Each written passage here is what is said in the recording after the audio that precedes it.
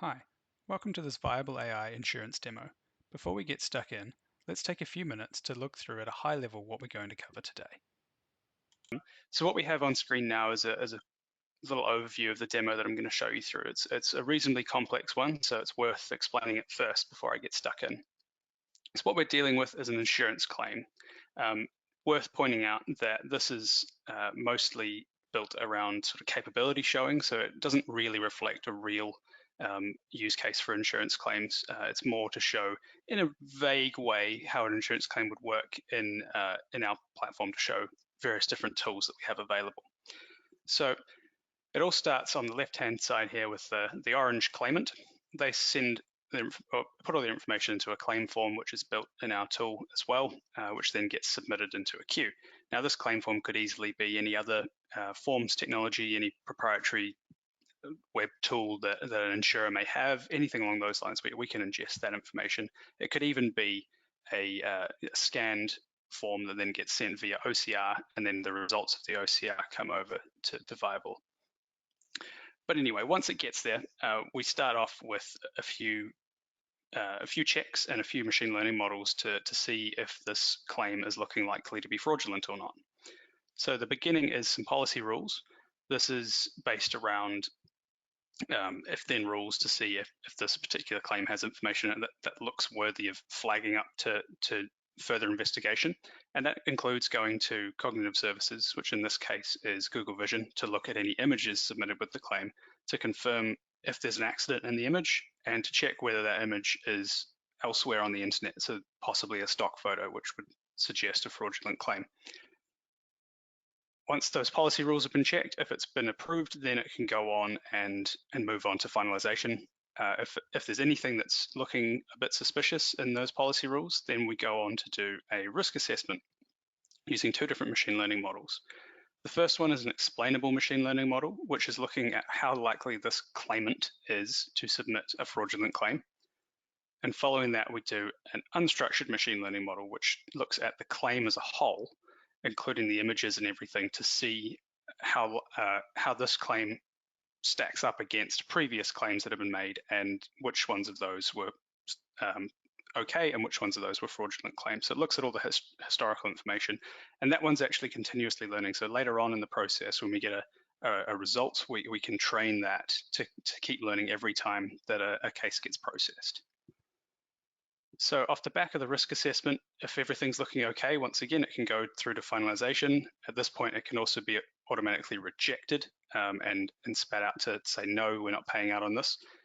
But the path we're going to try guide things down today for the demo is to be suspicious enough to be flagged, but not too suspicious to be rejected. And it then needs to reach out to the claimant to get more information. It does this by generating a unique conversation URL and emailing that over to the claimant, who then engages with our conversational decisioning engine to provide more information based on a conversational tree that's built out to decide what questions to ask next based on their previous answers. So this conversational decisioning goes through and gets to a point where they have where we've got, again, a suspicious or a clear sort of response. And if it's continuing to look suspicious, at that point, it passes it on to the fraud assessor. And the fraud assessor gets their hands on it. This is done in a very similar way to the claimant, the extra questions being asked through conversational decisioning. We generate a unique link, we email that over to the fraud assessor, and they have a look at this sort of dashboard, which I'll show you shortly, and they can see all the information that's been presented by the claimant and also the information that's come from all of the machine learning models. They can take all that in and make pass their judgment on whether or not this claim is fraudulent, which, it's nice to have a human step before you go accuse somebody of fraud. You don't want the computers to be able to do all of that on their own. And off the back of their result, that's where we do the unstructured continual learning training and then the finalization of decision. So that's where we go and either pay out the claim or alert the authorities, do whatever needs to be done if someone submitted a fraudulent claim. So that's the high-level process. Now let's take some time to go through both the design time and the runtime of how this looks in Viable AI. Alright, so what we're looking at here is the claim form, the initial claim form. This is where we will kick everything off from. This is built using our dialogue deployment style. We've got two options, dialogue and conversational. This one's sort of more of a forms style, but it's got all of our intelligent automation behind it. What we've got here is pre-populated information for a guy called John Wainwright, and the idea being this would be pre-populated by the web portal you've logged into or calling off to a CRM to grab the information and present that to the user, whatever it may be. So you just need to put in some basic information. So for me, I'll put my email address in here to play the role of John Wainwright, the claimant, and then proceed to put in some accident details. Now remember, I need to make this look fraudulent so that it gets flagged up to continue down the path. So let's say that we had an accident just before the pandemic began, but we're only going to report it today. We had it at a road junction. There were 5 vehicles involved, and I need to describe it. So I was hit from behind while waiting at the lights. It was a huge pile-up. I was stationary. Yes, I'd like to make a personal injury claim, and yes, I've got a photo of the accident. So that's the accident details. Click through. Now we're being asked about the personal injury claims. So there were 9 people in my car. That sounds nice and fraudulent. And then we've got the images to upload. So I'll go pick some images. I'll just go with that one there. Looks like a good nose to tail. So that's uploaded. Then I click next. And for the purposes of the demo, I'm just going to put my email address in again so that I can also play the role of the fraud assessor today. And it looks like I've spelled that correctly. Cool. So now I hit submit. And this is going off and doing gathering all the data it needs, and then also doing all the decisioning around the machine learning models, the cognitive services, and just like that, it's got to the point where it knows what to do next, which if I bring my emails up, that's just come through now saying, please put in more information. So I've successfully been fraudulent enough for it to want more information out of me. So it's generated this unique link and it's sent that over to me via email so I can click it and go fill in the rest of the information. Now, before I go do that, I'm just going to step you through what's happened in the background in a bit more detail. So over here, we're in our development environment. This is viabl.ai, the viabl.ai editor. And on the left-hand side here, you can see a decision map. This shows a really high-level view the whole way through our knowledge base. So it's what we refer to these sort of applications as. They're knowledge base. They store all the knowledge from the experts around the business. And then on the right-hand side here, we've got a more detailed view of the particular flow that we're looking at, which is main decision flow here. So once the submission has been made by that form, all that data gets sent over via an API into here, and we begin the decisioning process. So as I mentioned, this is sort of a bit of a simulation of how an insurance claim would work. So it's not perfect, but as I say, it's entirely possible to tweak all this. This isn't like a set flow for insurance or anything. It's all drag and drop. You put everything where you need it. You make the flow that works for your particular business. So fully flexible, fully customizable, all no low code stuff. But anyway, for the demo, we've got the first thing that happens is image processing. So in here, we're simply looping through each of the images and calling Google Vision. We grab all the information from Google Vision, put it all into the same place, and then we move on to continue with the rest of the steps. So that's doing 2 types of things in Google Vision. It's detecting web entities looking for any sign of this on the website, on any websites, which is like Google reverse image search, and then it's detecting labels, which is trying to find what this image has in it. Once it's got that, we can then step into the fraud monitoring rules. Now in here, we go and gather a bunch more information that's relevant to the rules, which in this case we're sending it off to Blue Prism, which is firing it off to Blue Prism. The Blue Prism process is quite simple. It's just reading the information out of a spreadsheet and firing it back, but it could be as complex as Blue Prism can make things. And then we use that information in the policy rules, and we even use a bunch of it further down the line as well. So inside the policy rules, we have a series of if-then rules. Now, this is designed to be very simple to use for business users. The whole platform is, but this one's particularly nice and straightforward. They can come in and maintain the policy rules here. For example, parked vehicles greater than 2. Now let's just go change that to 5. I can update that. hit save, hit deploy, and it's all live and ready to be used in the next run. So what we're doing is basically selecting a multi-select output saying any of these rules being flagged means we have a problem. So there's a series of different rules that we can add more, we can remove them. I'll not save for the purposes of this demo. And then basically we're splitting. We're saying if there's anything in there, it's a fail, but if it's empty, we pass. So trying to find if any of those rules are flagged. A pass would go straight down to notifying the person that they've had their claims successful, which is our finalization step. We're just triggering the email to say that it's either passed or failed. But when we've failed the fraud monitoring rules, like I have today, we then go down to our fraud risk assessments. This is the machine learning models that we talked about.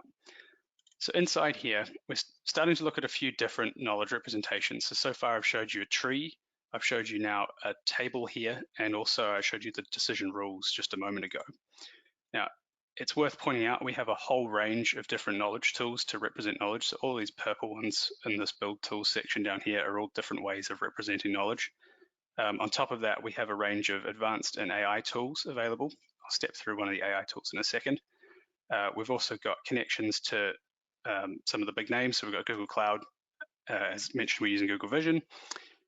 We've got Salesforce and Dynamics from CRMs, as well as a generic REST web service. We can connect to anything via a REST web service. Microsoft Cognitive is in there as well. A recent addition is process mining, so we can actually ingest information from Abby Salonis, and we've got a generic one as well, which should cover the majority of other BPMN exports.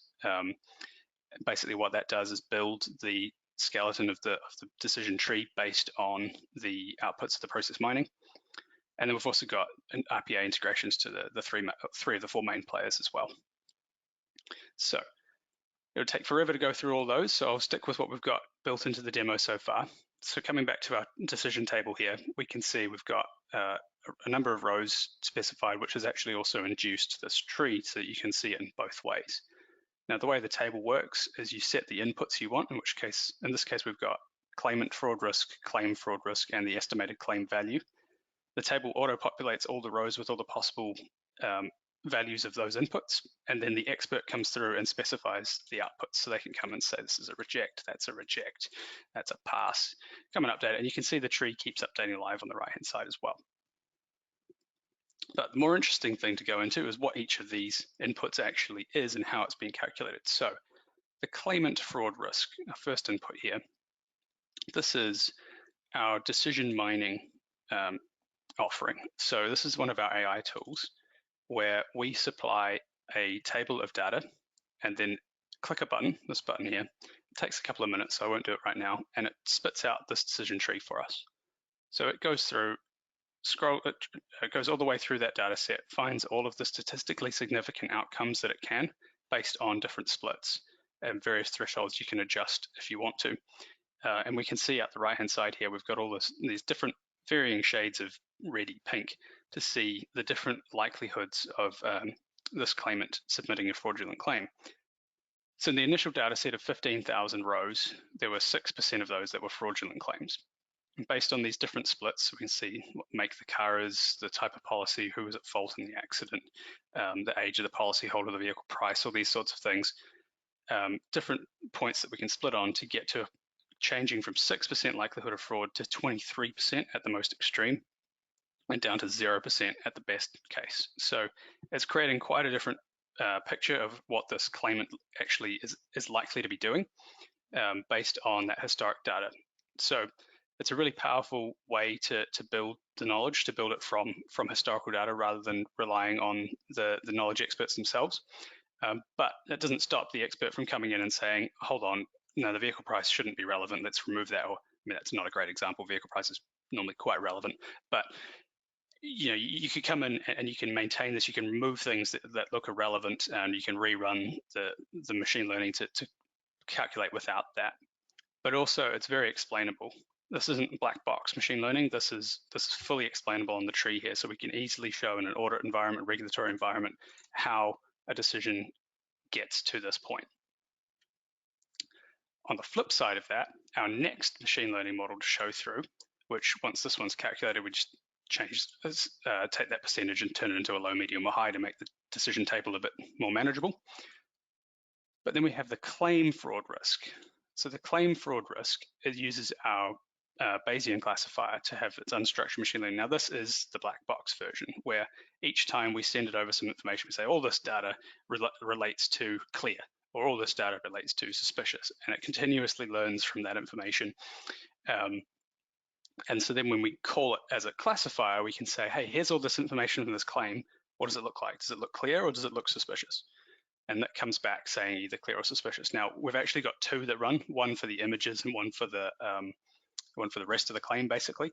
So we just got a little bit of logic in here to make sure both of them get called, but only we make sure that if one of them's suspicious, we know that it's suspicious. So that's the unstructured machine learning. We've also got on here an estimated claim value. Now this is just built using a little tree. This one would be a great candidate to use the machine learning on to learn from data again.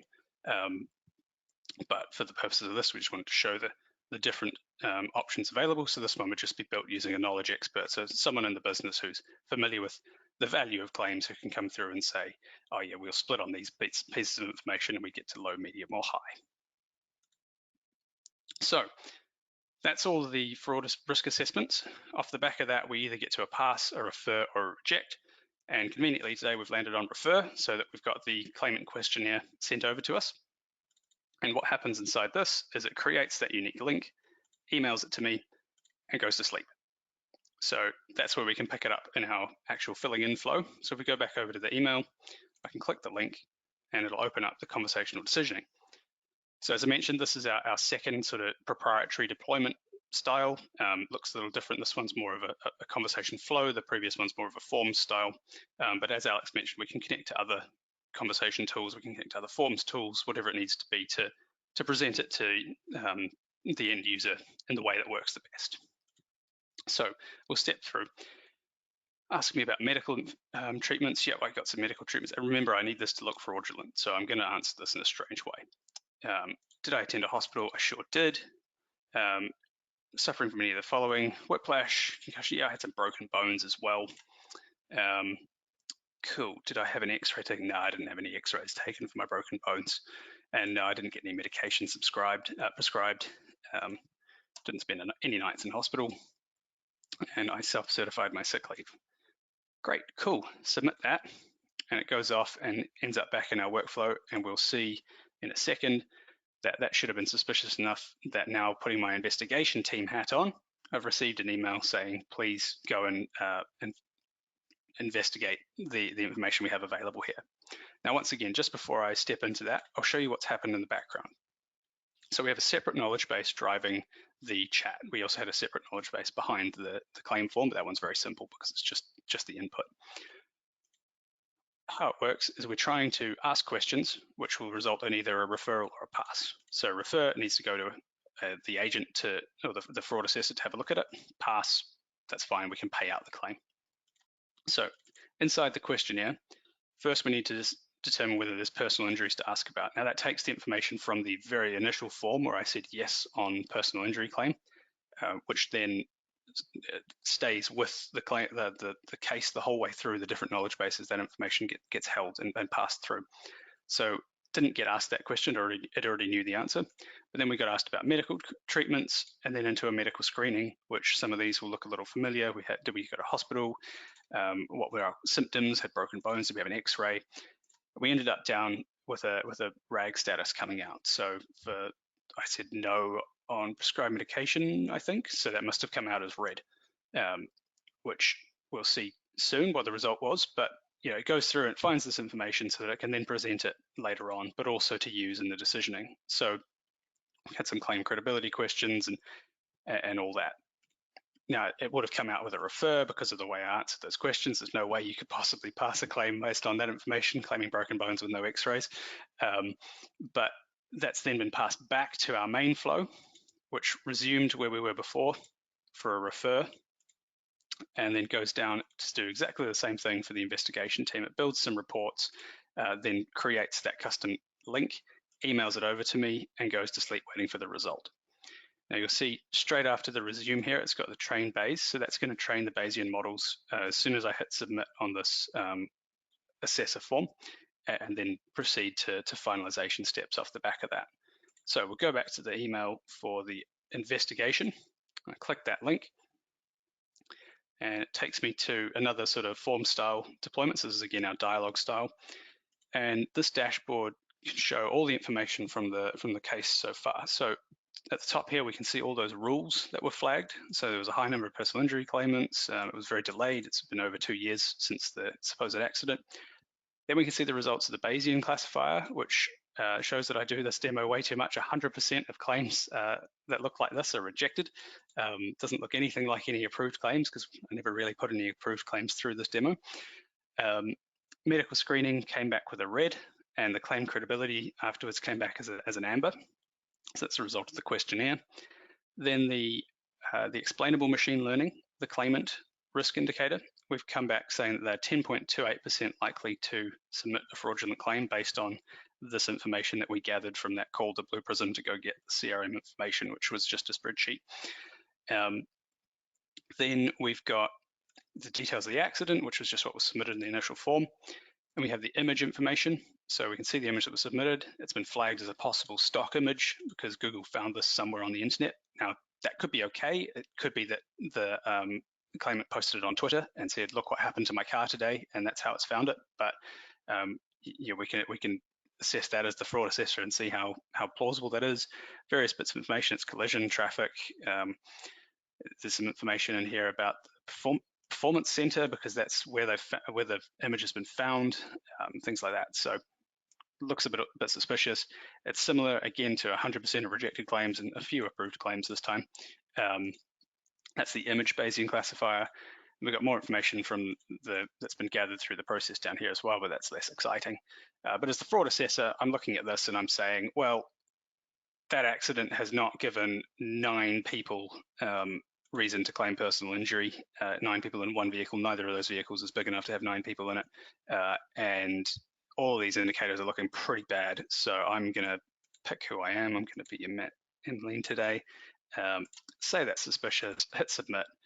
And that goes and re-triggers that main flow, wakes it up, and trains Bayesian classifiers and goes on to finalize the decision, which in this case, if I go back to my emails, is emailing John Wainwright and saying, unfortunately, your claim has been rejected, which I think is probably a pretty polite way of saying we're accusing you of fraud.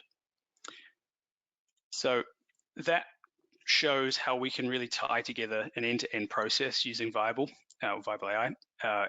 It's showing a number of our decisioning tools. It's showing how we can pick up and put down the workflow, as well as our two main deployment methods, which is the dialogue sort of form style and the conversational chat style.